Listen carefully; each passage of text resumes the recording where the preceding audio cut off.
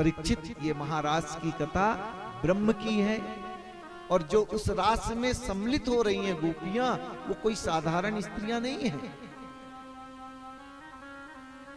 उन्होंने उनकी उससे पहले चीरहरण लीला के माध्यम से जो विकार थे उनको भी प्रभु ने चुरा लिया। निर्विकार, न उनके अंदर काम है, न क्रोध है, न लोभ है, और न ही ईर्ष्या।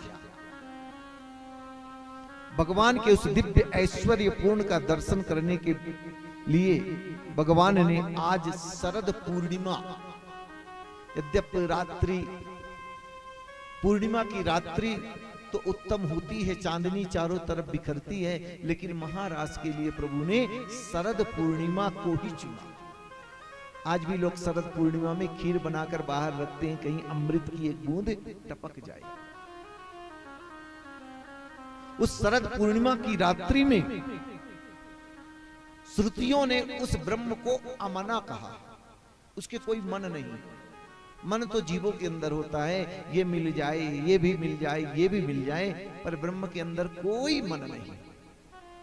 अमना ब्रह्म आज महामना बना है, मन बनाया। किसके लिए? बोले भक्तों के मनोरथ को पूर्ण करने के लिए वह अमना ब्रह्म भी महामना बना। सुखदेव जी महाराज ने ब्रह्म शब्द से ही, भगवान शब्द से ही प्रवेश दिया। भगवान पिता रात्रु शरदोत्फुल्ल मल्लिका विचरन्तुं मन चक्रे योगमाया मुपाश्रिता, योगमाया मुपाश्रिता। आज प्रभु ने मन बनाया, अपने गोपी ग्वाल वालों के मनोरथ को पूर्ण करने के लिए अमना ब्रह्म महामना बना है। अपनी योग माया कृपा शक्ति श्री किशोरी जी का आश्रय लेकर के योग माया मुपाश्रिता, आश्रय लेकर मन में भाव जगाया कि आज इन ब्रज वनिताओं के मनोरथ को पूर्ण करेंगे।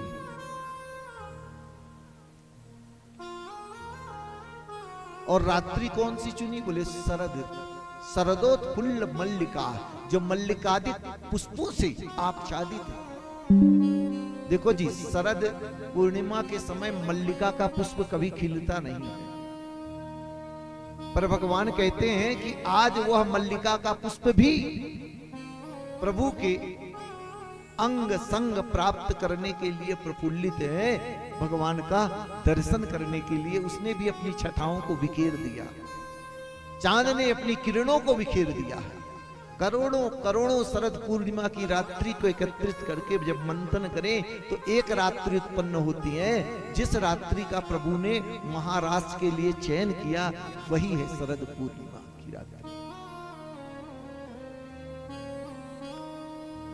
निसम्य गीतम तदनंग वर्धनम ब्रज श्रिया कृष्ण गृहीत मानसा आजग्मुरन्योन्नमलक्षितोद्यमा सयत्र कांतो जबलोल कुंडला।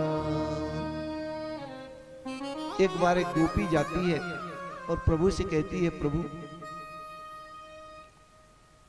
आप एक काम करो, क्या? जब हम भोजन बनाया करें ना उस समय आप बांसुरी न बजाया करो। प्रभु ने कहा, क्यों भाई? हम कैसे जाने? किसी के घर में 7 बजे ही भोजन होता है, किसी के 9 बजे, किसी के 2 बजे भी होता है, हमको कैसे पता लगेगा? और तुम आकर कहती हो कि आप बांसुरी ना बजाओ। बोले लाला एक बात बोलूं? बोलो ना। जब तुम बांसुरी बजाती हो ना तो उस समय हम जब भोजन बनाते हैं तो ये काष्ठ की लकड़ियां जो सूखी सूखी है ना अश्रुपात करने लगती हैं, गीली हो जाती हैं, जिसके कारण हम समय से अपने पति ससुरों अगर सगे संबंधियों को भोजन नहीं दे पाती, उसके कारण हमको ताने सुनने पड़ते। तो कृपा करके आप उस समय बांसुरी मत बजाया करो। ये बांसुरी का वैशिष्ट्य है। पाषाण भी द्रवीभूत हो जाते हैं उस बांसुरी की आवाज सुन करके। उस गोवर्धन की बड़ी बड़ी शिलाएं जो है, पाषाण कभी द्रवीभूत नहीं होता, परंतु जब उन ब्रह्म की बांसुरी की तान निकलती है, उस समय उस गोवर्धन के बड़े बड़े पत्थर अश्रुपात करने लगते हैं, पिघलने लगते हैं। जो यमुना की धारा निरंतर कल कल करके बहती रहती है, कभी किसी की प्रतीक्षा नहीं करती, कभी किसी के लिए रुकती नहीं, वो भी बंसी का नाद जब उसके कर्णपुटों में सुनाई पड़ता है तो अपनी धारा को अवरुद्ध कर देती है, रुक जाती है। कहीं यह अवसर हमारे जीवन से निकल न जाए। आज प्रभु ने बांसुरी बनाई, अमना ब्रह्म महामना हुआ। शरद पूर्णिमा की रात्रि में मल्लिकादिक पुष्पों से प्रफुल्लित दसों दिशाएं, सुंदर शीतल शीतल मंद मंद हवा चल रही है। नव कोमल बालिकाओं पर उस ब्रज वसुंधरा की भूमि पर प्रभु ने तान छीनी। आज बंसी बजाई है, लेकिन बंसी का वैशिष्ट्य ये है, अभी तक तो जितनी बांसुरी बजाते थे सबको सुनाई पड़ती थी, लेकिन आज जो बांसुरी बजी है उन्हीं को प्रभु बुला रहे हैं जिनका पहले चीर हरण के द्वारा देहाभिमान पदाभिमान समाप्त कर चुके। बहुत परीक्षा ली। अरे भाई, हम मनुष्य भी परीक्षा लेते हैं। मिट्टी का घड़ा लेने जाते हैं गर्मी के समय, उस घड़े को ठोक कर देखते हैं, भैया ये बराबर पका तो है ना, इसमें कहीं पानी तो नहीं टपकता, टोटी बराबर से लगाई है कि नहीं। वैसे ब्रह्म है, हम उसके मिट्टी के घड़े हैं। कहीं वासनाओं का जब तक हमारे जीवन में छिद्र है तब तक उसमें उसकी कृपा की बारिश कदापि नहीं हो सकती। आज जब बांसुरी बजाई है, उन गोपियों को बुलाया है जिनका पहले चीर हरण कर चुके हैं।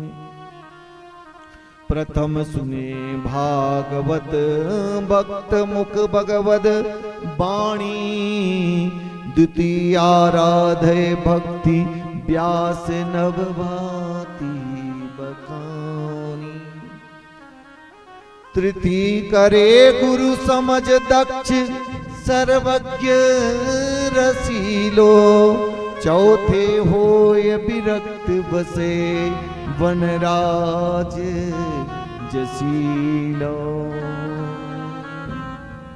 पंचम भूले देह सुधी, छठे भावना राशि की, सातई पावे रीति रस श्री स्वामी हरिदास की। तो रास कब मिलती है? बाबा कहते हैं पंचम भूले देह सुधी, जब देहाभिमान न रहे। मैं देहाभिमान कब नहीं रहेगा? बोले तब नहीं रहेगा जब हमारे मन में ये भाव समाप्त हो जाए कि मैं स्त्री हूं या पुरुष हूं। ये है पंचम भूले देह सुधी। सुखदेव जी महाराज जब व्यास जन्म हुआ और जन्म लेते ही जाने लगे तो कुछ स्त्रियां तालाब में स्नान कर रही थी। जब सुखदेव मुनि 16 वर्ष की आयु में जा रहे थे तो उन स्त्रियों ने वस्त्र नहीं धारण किया, लेकिन जब व्यास जी जाने लगे तो वस्त्र पहनने लगी। व्यास जी ने प्रश्न किया, अरे देवियों, मेरा अभी जवान पुत्र गया और तुमने वस्त्र उसको देख करके लज्जा नहीं आई और मुझ बुढ़े को देख करके शर्म खा रही हो? बोली बाबा बस यही तो बात है, तुम्हारी नजर में हम स्त्रियां हैं, हमको लज्जा करना चाहिए, और आपके पुत्र के नजर में तो ना स्त्री है ना पुरुष है, क्योंकि उन्होंने पंचम भूले देह सुधी, उन्होंने देहाभिमान, वो जो आसक्ति है उसको समाप्त कर दिया। आज परीक्षित गोपियों की वही दशा है जो जिस प्रभु की बांसुरी सुनी, जिसको बांसुरी सुनाई दे रही है उसको लग रहा है कि मेरा ही नाम बुला रहे हैं। अरे रमा अरे सुंदरी, अनेक अनेक प्रकार की बांसुरी की। परीक्षित बाबा कहते हैं गोपियों की आज वो दशा है, अपने घर गृहस्थी के जीवन में पतियों के परिवार की सेवा में लगी, पर जैसे ही बांसुरी की धुन सुनी तो एक गोपी दूसरी गोपी को नहीं बता रही, उसको लग रहा है कि सिर्फ मुझको ही प्रभु ने बुलाया। लिम्पन्त्या प्रभुजन्तोन्य अंजन्त्या काचिलोचने व्यत्यस्त वस्त्राभरणा कश्चित् कृष्णान्तिकं ययुः। एक गोपी आंख में काजल लगा रही थी और एक आंख में काजल लगाई और बांसुरी का वैशिष्ट सुनाई पड़ा तो परीक्षित दूसरे आंख में काजल लगाना छोड़ करके मिलने के लिए चली गई। अब बताओ, ये गोपियों की दशा कौन कहता है प्रभु ने महारास रचाई गोपियों के साथ? इनको तो देहाभिमान है ही नहीं। कोई प्रेमिका अपने प्रेमी से मिलने जाती है तो 16 श्रृंगार करके, लेकिन यहाँ तो इनको देहाभिमान ही नहीं है। एक आंख में काजल लगा है तो दूसरे में काजल नहीं। एक गोपी लहंगा पहन रही थी, लहंगा भर पहनी, ऊपर का पहनना ही भूल गई और प्रभु से मिलने चली गई। परीक्षित ने किया ये दशा इन गोपियों की? बोले हाँ। गोमुख से गंगा की धारा निकलती है, कल कल करती वह गंगा की धार जब निकलती है उसका एक ही लक्ष्य होता है, इसमें बोले सागर में मिलना, सागरगामी होना। बीच में बड़े बड़े पर्वत आते हैं, पहाड़ आते हैं, जिनको तोड़ सकती है गंगा तोड़ देती है, परंतु जिनको नहीं तोड़ पाती मार्ग बदल लेती है, लक्ष्य नहीं बदलती। लक्ष्य तो एक ही है, सागरगामी होना, सागर में मिलना। गोमुख से निकलती हुई गंगा की धारा जाकर के सागर में ही मिलती है। बीच में बड़े बड़े रुकावटें आती हैं, तोड़ सकती है, तोड़ देती है, नहीं तो अपने मार्ग को बदल करके बस अपने लक्ष्य को नहीं बदलती। इसीलिए लक्ष्य को कभी बदले नहीं। आज गोपियों की वही स्थिति है। एक गोपी को